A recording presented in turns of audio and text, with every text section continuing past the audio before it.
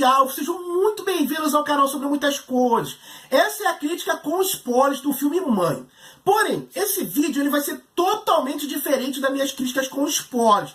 Eu vi que muita gente foi impactada com o filme, grandes amigos meus saíram maravilhados do cinema, só que eu não fui impactado por Mãe.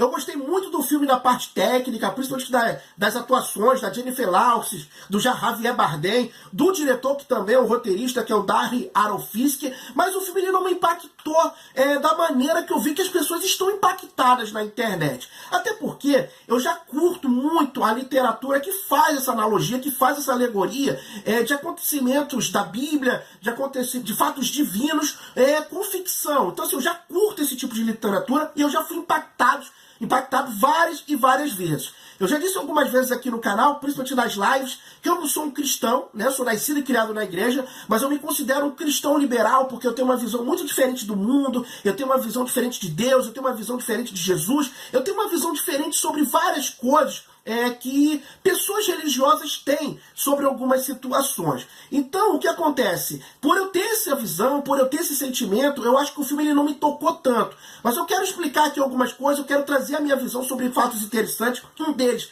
é sobre a mãe. Muita gente está tratando ela como uma mãe natureza, mas eu tenho uma visão totalmente diferente disso, eu tenho uma visão além desse fato dela ser uma mãe natureza. Antes de começar a falar do filme, o que eu achei, fazer essa crítica, fazer essa minha explicação com os meus olhos, através do meu olhar, eu quero indicar para vocês 3 livros que me impactaram demais, que fazem essa analogia, que fazem essa alegoria. Eu sempre confundo analogia e alegoria, não sei se é a mesma coisa, mas eu sempre falei analogia, mas eu vi que muita gente está chamando de alegoria.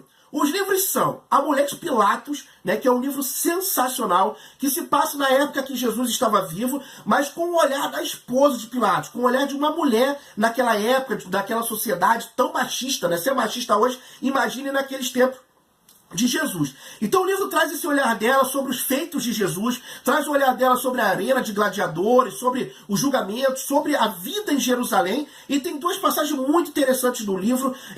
Ela trata muito bem sobre Maria de Magdala, que é Maria Madalena, que durante muito tempo a igreja tratou ela como prostituta, como mulher adulta, e não era. Maria Madalena era uma das grandes seguidoras de Jesus, e o livro traz uma visão muito legal sobre isso, sobre as bodas de Canaã. O livro tem uma visão diferente de qual foi o casamento que aconteceu ali. E para mim o livro ele faz uma explicação maravilhosa da entrada de Jesus no templo, quando ele vira a mesa e quebra tudo, a revolta de Jesus, né, que eu considero ali quando ele assinou o atestado de óbito dele como homem. E esse livro traz para mim a melhor visão de todos os tempos, ele mostra como era o templo naquela época, é sensacional. O outro livro, ele tem muito a ver, eu acho que ele vai tocar muito mais quem frequenta a igreja, principalmente a igreja evangélica, que é um livro chamado Por que Você Não Quer Mais a Igreja? Esse livro, ele mudou a minha visão sobre a vida, sobre o mundo, sobre a igreja, e ele fala de uma forma muito profunda para aquelas pessoas que querem sempre ser alguém melhor, sabe, que querem ser um cristão melhor, um crente melhor, um católico melhor, que acha que não tá dando o melhor para Deus, não tá dando o melhor para sua igreja. Esse livro é impactante, eu tenho certeza que ele vai tocar. E a terceira dica é um livro sensacional, esse sim é um livro impactante, chamado Jesus para Presidente. Ele se passa nos dias de hoje e conta a história que Jesus volta à Terra e se candidata a presidente dos Estados Unidos, né? E é maravilhoso, é sensacional. Eu queria muito que esse que esse livro virasse um filme, que eu tenho certeza que as pessoas saíram impactadas no cinema como saíram de Mãe. Vamos começar a falar de Mãe, né? Logo, né? Eu já dei minhas dicas, vale a pena. Se você foi impactado por Mãe, leia esses livros que eles são muito bons. Mas já começa mostrando uma pessoa sendo queimada. No final a gente vê que não era a Jennifer Lawrence, né? Era outra pessoa, porque a mãe, ela meio que, a cada vez que voltava diferente. E ali a gente já vê, né, o personagem do Javier Bardem, que é tratado, né, nos créditos como ele, né? Como ele, e ele, e algumas colocações, ele maiúsculo, né? Que é o H-I-M, de forma maiúscula. E fica muito claro que ali ele é Deus, né? E fica mais claro ainda, lá no final do filme, quando ele se vira para a mãe, para o personagem da Jennifer Lawrence, e diz assim, eu sou o que sou, né? E lembra uma passagem que ele se vira para Moisés, quando Moisés fala, quem que eu vou falar para Faraó que para libertar o povo? Diz o quê? Eu estou em nome de quem? E Deus fala, diga que eu sou, mandou. E logo depois, né, quando ele coloca o diamante, ali que depois descobre que é o coração, ele coloca o diamante, a casa é toda restaurada. É quando nós somos apresentados ao personagem da mãe, que é o personagem da Jennifer Lawrence, que está sensacional, assim como o Javier Bardem. Muitas pessoas, como eu disse no início do vídeo, estão tratando, né, a mãe como realmente a mãe natureza e o ele como Deus. Eu já vejo de uma forma totalmente diferente. Na minha opinião, o ele e a mãe são a mesma pessoa. Até porque eu tenho uma visão sobre Deus que eu não enxergo Deus como sexo. Eu não acho que Deus é um ser masculino. Ele é um ser. Ele não tem gênero, ele não tem sexo. Deus é Deus. Então não precisa ter um Deus homem e uma mãe natureza. Deus e a natureza são só na minha visão. Então o que acontece? Ali fica muito claro as duas vertentes de Deus. Enquanto ele parece ser mais egocêntrico, gosta de ser adorado, mas ao mesmo tempo gosta de dar uma segunda chance para as pessoas, a mãe já é mais radical, ela não quer ninguém na casa, ao ponto que quando o Adão e Eva, né, eu vou falar sobre isso lá na frente, eles quebram o diamante, ela já quer expulsar, ele só não permite que eles entrem na biblioteca.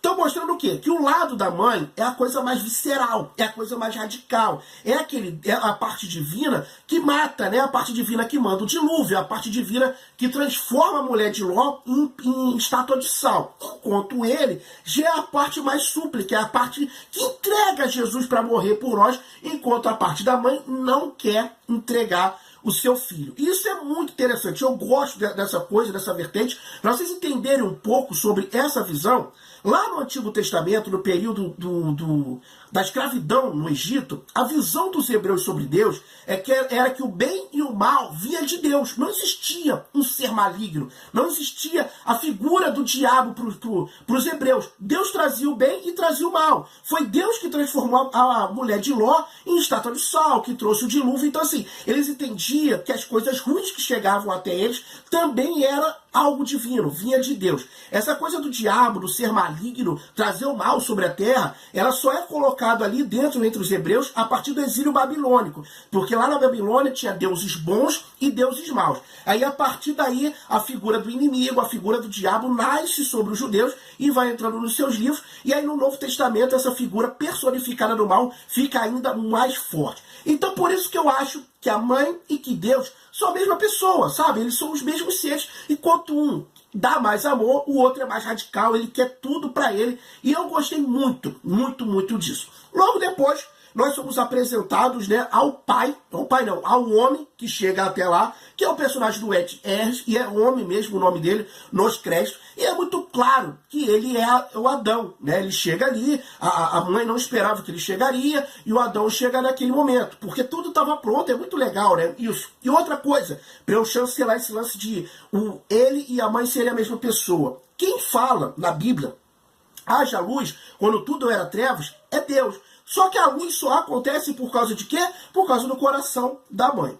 Nós somos apresentados a Adão, e isso fica muito claro, quando no final da madrugada ele estava passando muito mal, a mãe vai ver, e ele está meio que o lance da costela, e no dia seguinte nós somos apresentados à mulher, que é a personagem da Michelle Pfeiffer, né? E aí a explicação da costela fica muito clara ali, fica de forma tão clara que ela saiu da costela dele, e ali nós temos Adão e Eva. Eu não gostei da forma que Eva foi tratada no filme, né, que a mulher foi tratada, dessa forma dela sempre estar contra a mãe natureza, né, contra a mãe, né, sabe, com essa parte vou falar mãe natureza, parece que eu caio em contradição, né, mas contra a mãe, sabe, esse lado mais radical de Deus, desse lado mais visceral, que não queria a presença dela ali, e fica confrontando o tempo todo. Isso me deixou um pouco chateado, porque isso meio que chancela o que nós temos na Bíblia, né? Porque a Bíblia, ela transformou a Eva na pior pessoa do mundo, né? Porque foi Eva que caiu na conversa da serpente e comeu do fruto proibido.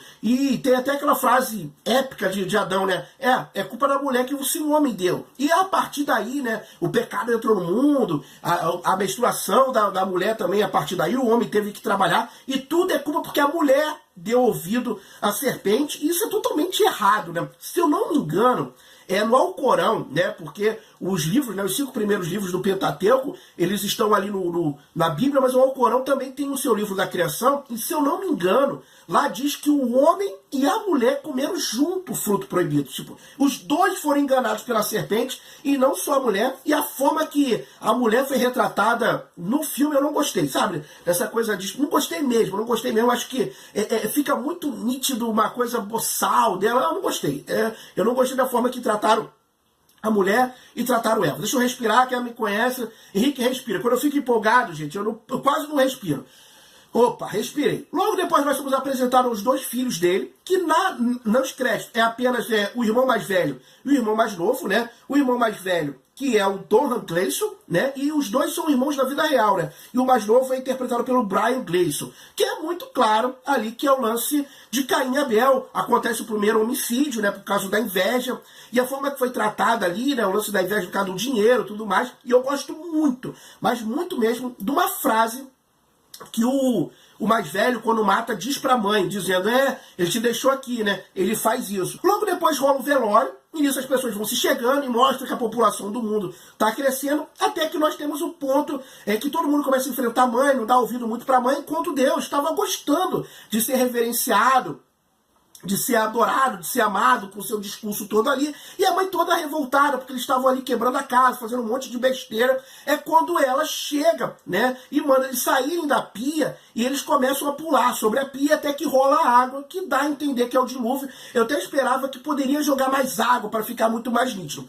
Outra coisa que é muito legal sobre isso, que mostra que a mãe é esse lado mais radical de Deus, né, é quando ela se revolta com o lance dos dois estarem no quarto dela, e tem muito a ver o quê? Sodoma e Gomorra. Sodoma e Gomorra, todo mundo se deitando entre si. Por isso Deus destrói Sodoma e Gomorra e transforma a mulher de Ló na estátua de sal. Nisso acontece, logo depois do dilúvio, tem uma calmaria, porque Deus, né, ele e a mãe se deitam, né, eles acabam se deitando e gerando uma criança. Ela fica grávida, tem uma paz, tem uma coisa mais paz, e fica muito claro que ali é Jesus. Ela gerou Jesus ali o tempo todo.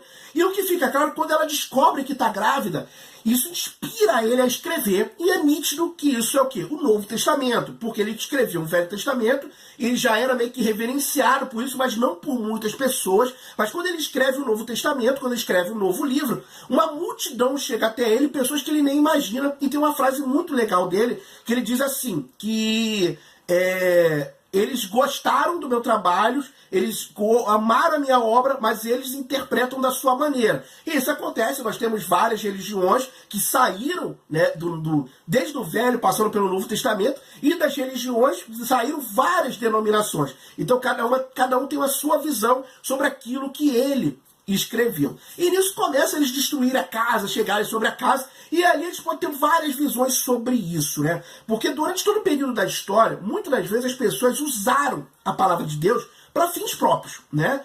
Tem uma frase célebre, eu não sei se ela disse isso, mas tinha no filme, que é quando a rainha Elizabeth manda atacar os seus inimigos, ela trata os seus inimigos como demônio e estão indo contra nosso Deus. Quem vê Vikings vê muito sobre isso, né? Deles tratarem os vikings como seres demoníacos, enviados pelo diabo, e eles protegem a palavra de Deus. E isso acontece o tempo todo, toda essa destruição dentro da casa. Isso vai afetando muito, mas muito a mãe, até que ela dá, né, a luz e a criança nasce. É muito claro que ali é Jesus Cristo. Ela não quer entregar para a humanidade. Isso é sensacional. E isso é muito bom para quem consegue entender o lance da Santíssima Trindade, que o mesmo Deus é Deus Pai, Deus Filho e Deus Espírito Santo. Você consegue entender mais ou menos esse lance da mãe e do ele, né? Do ele e da mãe.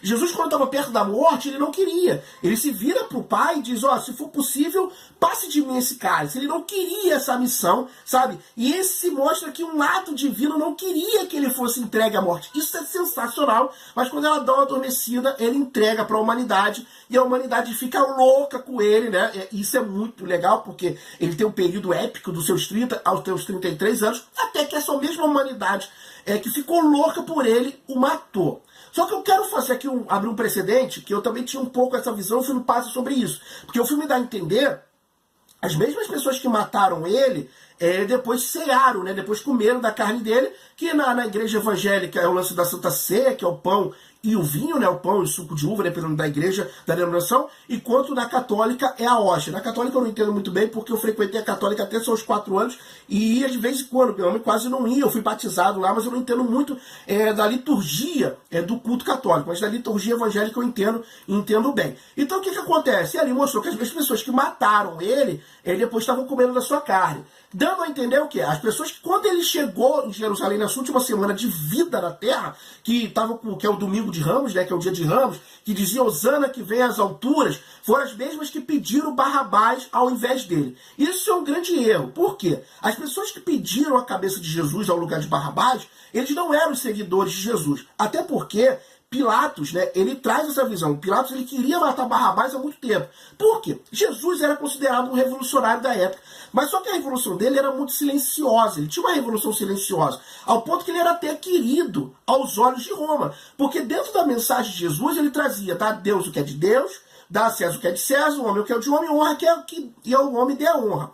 Nesse outro lado, existiam também outros revolucionários daquela época. Um deles era Barrabás. Enquanto Jesus pregava a paz e pregava o amor, Barrabás pregava a guerra. Ele matava, ele saqueava, ele roubava os romanos. Ele era um grande problema para o Império Romano. Então Pilatos viu ali a oportunidade dele total de matar Barrabás. O próprio povo pedia a cabeça de Barrabás e não ele. Então o que acontece? Porque ele não achava que ninguém ia pedir a cabeça de Jesus, um ser tão bom, uma pessoa tão boa, mas é o contrário. As pessoas pedem a cabeça de Jesus e dão a vida a Barrabás naquele momento. Só que aquele povo eram os seguidores de Barrabás. Por quê? Os seguidores de Jesus estavam escondidos. Isso é o fato de Pedro. Pedro nega Jesus 3 vezes. Por quê? Os seguidores de Jesus, maioria deles, boa parte, eram de pessoas que eram à margem da sociedade. 90% estavam à margem da sociedade. Mulheres, crianças, pessoas muito, mas muito, muito pobres. Por exemplo, ele tinha, dentre os apóstolos dele, ele tinha um coletor de imposto, que era Mateus, que era odiado pelo povo, porque Mateus, né, o coletor de imposto, ele roubava o povo, porque ele colhia os impostos para Roma e ainda tirava parte dele. Então Jesus tinha muitos seguidores à margem da sociedade. Com ele preso, eles não tinham mais uma âncora, eles não tinham mais um porto seguro, então todos eles se escondem e acabam não pedindo a paz, né, acabam não pedindo a salvação de Cristo e a cabeça de Barrabás. Então o filme tenta passar sobre isso, mas eu gosto de falar, eu falei que ia dar uma viajada, que ia trazer a minha visão sobre tudo isso. Logo depois da morte de Cristo, a mãe se revolta, fica louca com tudo que fizeram na casa dela, na terra dela, no planeta dela, com os seres dela, enquanto ele, né, ele se segurava, ele queria dar uma segunda chance, mas aí ela se revolta completamente e ela desce até aquele porão ali e acaba acendendo o isqueiro, explode tudo. Aí depois a gente entende que ele fala sobre ele ser o que é e o coração dela é o que dá vida à casa, né? Então por isso que eu acho que ela e ele eram a mesma pessoa. Ela tinha o coração o que pulsava na casa ali, né? E o coração, cada vez que ela ia se revoltando, ele ia ficando mais escuro, ficando mais preto. Mas eu acho sempre que é a mesma pessoa. Outras coisas interessantes que tem dentro do filme, que eu quero citar aqui, antes de acabar, né? Eu já tô gripado. Falando empolgado, foi difícil esse vídeo para respirar.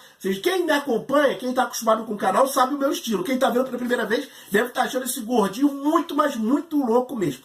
O lance do líquido amarelo, né? Que era meio que um remédio para ela, e toda vez que ela ficava muito mal, ela tomava aquele remédio que melhorava, e ela joga aquele remédio fora quando ela engravida, né? Quando engravida de Jesus. A minha visão ali, antes de Jesus vir, o povo, ele pediu perdão a Deus através dos seus sacrifícios, né? Eles sacrificavam ovelhas, que era o maior sacrifício de todos. E na Mulher de Pilatos você vai entender essa parada de sacrifício de ovelha, de pombo, era uma parada sinistra, os doleiros do templo. Então o que acontece? Toda vez que o povo fazia algo errado, eles faziam um sacrifício, e aquele sacrifício meio que espiava os pecados deles, jogava os pecados no mar do esquecimento. Então aquilo pode ser um sacrifício. O povo sacrificava, ela ia beber o líquido, e aquilo apaziguava e tranquilizava ela. Quando Jesus vem, ele é o próprio sacrifício, então ela não precisava mais do remédio. E o lance, né, que muita gente também deve estar se questionando, o que é aquele buraco que ela encontrou? Isso não sei se tem na Bíblia, né? Pode ser que alguém ache uma analogia, uma alegoria ali. E eu tenho uma visão sobre aquilo ali, do segredo dos segredos. Quando a pessoa ela faz teologia, quando ela estuda um pouco mais, não só teologia, a teologia num todo completa, a pessoa aprende, né? A gente aprende sobre o segredo dos segredos. E toda religião tem o seu segredo dos segredos, tá? Todas as religiões têm o segredo dos segredos. Eu não vou me aprofundar aqui sobre isso, mas assim, tem muita coisa do segredo que, se for revelado, aquela religião cai por terra, as pessoas deixam de acreditar. E ali é o segredo dos segredos de ele, que também é dela, ela acaba encontrando, porque eles são as mesmas pessoas, e ali é o segredo, porque ali era o reset, ali é o restart, ali ele começa uma nova humanidade, começa uma nova história, e por aí vai. Então ali é o segredo dos segredos dele, e ela acaba descobrindo por ser a mesma pessoa. Como eu disse, tecnicamente eu gostei muito do filme, ele me envolveu, eu gostei das atuações. Jennifer Lawrence, eu já estou prevendo, né, indicações ao Oscar, ao Globo de Ouro, porque ela está muito bem. O Javier Bardem, ainda tem muita coisa vindo, ainda estamos em setembro, né, mas é filme que tem cara de Oscar, é um filme que vai impactar. Eu acho que ele vai ser um estilo A Chegada, se não surgir nenhum filme com essa pegada que faz a gente viajar, faz a gente questionar sobre muitas coisas. Eu acho que Mãe vai ter esse trabalho, porque em termos de atuações, em termos de direção, o filme está maravilhoso e eu gostei demais. Como eu disse, não saí impactado, mas saí muito feliz no cinema. Mediante a tudo isso, a minha nota para Mãe é nota 4, tá? Lembrando sempre que minhas notas são de 0 a 5, de 0 a 5, Mãe é nota 4. E você? O que você achou do filme? Você tem outras coisas que eu esqueci de falar, que você fez uma analogia, uma alegoria? Comenta aqui no vídeo, curta o vídeo, compartilha o vídeo, se inscreva no canal. Eu fico muito feliz quando você faz isso é muito importante. Se você curte, crítica com spoilers, todo vídeo, o principal lançamento da semana, na minha opinião, eu venho aqui e faço a minha crítica com spoilers. Essa foi um pouco diferente, porque eu quis fazer a minha viajada. Espero que vocês tenham gostado. É sempre bom lembrar, se inscreva no canal, que isso me deixa muito, mas muito feliz. Um grande abraço e até o próximo vídeo. Valeu, galera. Fui!